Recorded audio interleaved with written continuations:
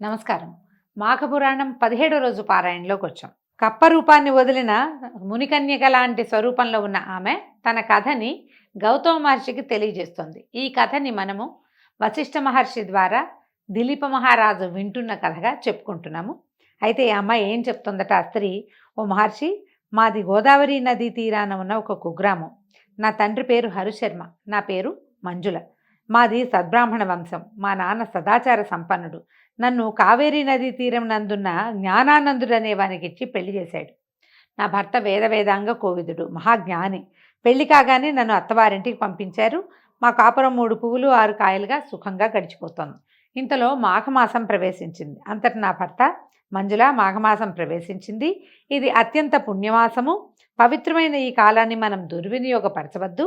నా బాల్యం నుంచి ఈ మాఘమాసంలో క్రమం తప్పకుండా మాఘస్నానాలు చేసి పూజా విధానాలు చేస్తూనే ఉన్నాను. కాబట్టి మన ఇద్దరము ఈ మాఘ స్నానాలని తప్పకుండా చేయవలసిందే. ప్రతిదినము కావేరీ నదిలో స్నానం చేసి పూజలు చేయి. ఈ నెల రోజులు ప్రతిదినము ప్రాతకాలమందే లేచి కాలకృత్యాలు తీర్చుకొని సూర్యోదయం అవుతుండగా నదిలో స్నానం చేద్దాము. నది వద్దనే శ్రీ మహావిష్ణువు యొక్క ప్రతిమను, లక్ష్మీనారాయణుల యొక్క ప్రతిమను ఉంచి పూజ చేద్దాము. ధూపదీప నైవేద్యాదులతో, సుగంధ పరిమళ ద్రవ్యాలతోనూ, పుష్పాక్షతలతోనూ, మిక్కిలి భక్తి శ్రద్ధలతోనూ పూజించి నైవేద్యం ఇచ్చి నమస్కరించి వద్దాము. తులసి తీర్థాన్ని పుచ్చుకొని పవిత్రలమవుదాం. ఇంటికి వచ్చిన పిదప మాఘపురాణాన్ని, శ్రీమన్నారాయణుని భజనలను చేద్దాం. మాఘపురాణం చదువుకుందాము, తర్వాత భజనలు చేసుకుందాము. దీనివల్ల మన ఇద్దరికీ పుణ్యఫలం దక్కుటేగాక నీ 5వ తరం కూడా వర్ధిల్లగలదు అని చెప్పాడు. ఇంత వివరంగా భర్త ఏం చేయాలి, మాఘమాసం వచ్చింది, ఇందులో ఏం చేయాలి, మొదట స్నానం చేద్దాం, తర్వాత నదీ తీరంలోనే పూజ చేసుకుందాం, తర్వాత ఇంటికి వచ్చాక భజన, తర్వాత ఈ మాఘపురాణ శ్రవణం పఠనము చేద్దాం మనం. కానీ ఈ భర్త చెప్పిందంతా విన్న నాకు విసుగు పుట్టింది. ఆ అమ్మాయి చెప్తోందనమాట.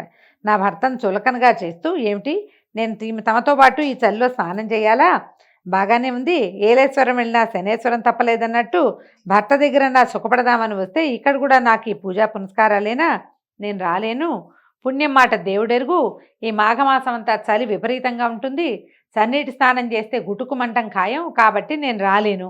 అయినా ఎందుకు వచ్చిన ఈ పూజలు పునస్కారాలు, వీటి వల్ల ధన నష్టం, సమయ నష్టం తప్పిస్తే ఒరిగేదేమీ లేదు.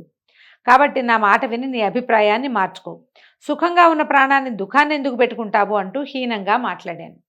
నా భర్త కడు శాంత స్వభావుడు, అంచేత నేను హద్దు మీరటం సహజం కదా.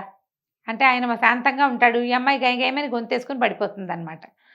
సరే, దీంతో అంత శాంత స్వభావుడు ఆగ్రహించి, నా భర్త ఒసే పాపాత్మురాలా, సద్బ్రాహ్మణ కుటుంబం నుంచి వచ్చిన నీవు నా వంశాన్ని ఉద్ధరిస్తావనుకున్నాను. నువ్వు ఇలాంటి మూర్ఖురాలు అనుకోలేదు. దైవద్వేషం అని తెలిస్తే నేను అసలు పెళ్ళే చేసుకునేవాడిని కాదు. నువ్వు ఇంకా నాతో ఉండద్దు. దైవాన్ని దూషించే వారికి నా ఇంట్లో స్థానం లేదు. పో. మాఘమాస వ్రతం నీకంత హీనంగా కనపడిందా? నీ పాపం నిన్ను శిక్షించక మాందు. భర్తనే గౌరవం లేకుండా ప్రవర్తించిన నీవు కృష్ణానదీ తీరమందు రావి చెట్టు త్వరలో మండూకమైపోవద్దు కావక అని శపించాడు. ఆయన పరమశాంత స్వభావుడు. అప్పటి వరకు ఆవిడది ఆడిందాట పాడింది పాటగా నడుస్తుంది. ఏదైనా పూజా పునస్కారము అనగానే ఈ మొత్తానికి ఎందుకు చేయాలి, నేను చేయను, నువ్వు కూడా చేయొద్దు అనేసరికల్లా అంత శాంత స్వభావుడు తిరగబడిపోయి, నువ్వు పోయి కప్పగా పడుండు, నువ్వు మంచిగా ఉండడానికి నీకు అర్హత లేదని తిట్టేశాడు. తిట్టంగానే నా భర్త శాపం నన్ను భయపెట్టింది. నేను ఎప్పుడూ నా భర్త మొహంలో అంత కోపాన్ని చూడలేదు. గజగజ వణికిపోయాను. నా భర్త పట్ల నేను చేసిన తప్పుని గ్రహించాను. వెంటనే నాకు ఏమైంది, ఆలోచన వచ్చింది, జ్ఞానోదయం అయింది. నాదా, నేను కన్నుమినక గానకుండా ప్రవర్తించాను, మూర్ఖంగా మాట్లాడాను. నా తప్పు మన్నించి నాకు శాప విముక్తిని ప్రసాదించండి స్వామి. నేను పశ్చాత్తాపంతో పరితపించిపోతున్నాను కనుక నా యందు దయించి మరలా మిమ్మల్ని ఎట్లా కలుసుకోగలను సెలవియ్యండి. అంటే ఇప్పుడు కప్ప అయిపోయింది, ఎంతకాలం ఇలా జీవించాలి, మళ్ళీ భర్తను ఎప్పుడు చేరతాను అని ఏడ్చి పరిపరి విధాలుగా నా భర్తని ప్రార్థించాను. కొంతసేపటికి శాంతించిన నా భర్త, మంజుల, శాపాన్ని వెనక్కి తీసుకోవడం సాధ్యపడదు కనుక శాప విమోచనానికి మార్గం చెప్తాను విను. ఉత్తముడైన గౌతమ మహర్షి తన శిష్యగణంతో పుణ్యతీర్థాలలో స్నానమాచరిస్తూ కొంతకాలానికి మాఘమాసంలో కృష్ణానదీ తీరాన్ని చేరుతారు. నువ్వు ఉన్న ఆ చెట్టు కింద, నువ్వు ఏ చెట్టు కింద త్వరలో ఉంటావో అక్కడ మాఘమాస వ్రతాన్ని పూజల్ని చేస్తారు. అప్పుడు నువ్వు ఆయన దర్శిస్తే నీకు శాప విముక్తి కలుగుతుంది అని నా యొక్క శాప విమోచనాన్ని సూచించారు. కావున నేను ఈనాడు మిమ్మల్ని దర్శించిన వెంటనే నా మండూక రూపం అంటే కప్ప రూపం పోయి స్త్రీగా మారాను.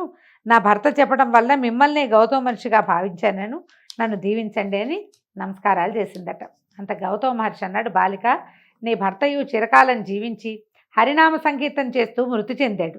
హరినామ సంకీర్తనలతోనూ మాఘమాస వ్రత ప్రభావం వల్లను ఇప్పుడు నీ భర్త స్వర్గలోకంలో సుఖాలు అనుభవిస్తున్నాడు.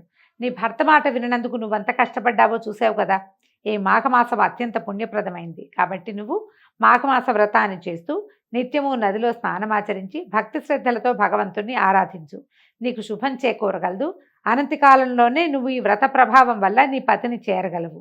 నీ పూర్వజన్మ సుకృతం వల్లను దైవ నిర్ణయం వల్లను నీవిప్పటికి నన్ను దర్శించగలిగావు. ఇప్పటికైనా మించిపోయింది లేదు. నిత్యము శ్రీమన్నారాయణుని సేవలో తరించుము. ప్రతిరోజు ప్రాతకాలాన్ని నిద్రలేచి కాలకృత్యాలు తీర్చుకొని నదికి పోయి స్నానం ఆచరించి శ్రీ మహావిష్ణువుని పూజించు. త్వరలోనే నీకు విష్ణు సాహిత్యం సిద్ధించగలదు. అంటే ఈ భర్త ఏమో మరణించాడు, ఈ అమ్మాయికి శాప విమోచనం అయింది. ఇప్పుడు వెళ్ళి చేరడానికి భర్త లేడు అక్కడ. ఇప్పుడు ఏం చేయాలి? భగవత్ సేవలో కాలక్షేపం చెయ్యి. ఏ మాఘమాసాన్ని అయితే నువ్వు అవజ్ఞగా మాట్లాడి ఈ స్వరూపాన్ని తెచ్చుకొని ఇంతకాలం భర్త సేవకి దూరం అయ్యావో అది నీకు మళ్ళీ లభించాలంటే మళ్ళీ కొంతకాలం నువ్వు ఇక్కడ జీవించి ఉన్నందుకు భగవంతుని సేవించి అంత్యకాలం తర్వాత మళ్ళీ నువ్వు భగవంతుని చేరతావు. అక్కడ నీ భర్తని నువ్వు చేరతావు అని సెలవిచ్చాడు. ఎవరైనా ఈ మాఘమాసంలో చెప్పిన ప్రకారం వ్రతం కనుక ఆచరిస్తే వారి సర్వపాపాలు హరించిపోతాయి. శ్రీహరి సంతోషించి మనోవాంఛాఫల సిద్ధిరస్తు అంటూ దీవిస్తాడు. భక్తి శ్రద్ధలతో పూజించి మోక్షప్రాప్తి నొందుము అంటూ హితబోధ చేశాడు గౌతమ మహర్షి. దాంతో ఏం జరిగిందో ఈ అమ్మాయి వచ్చే భాగంలో తెలుసుకుందాము. రేపు ఉదయపు పారాయణలో కలుసుకుందాం. నమస్కారం.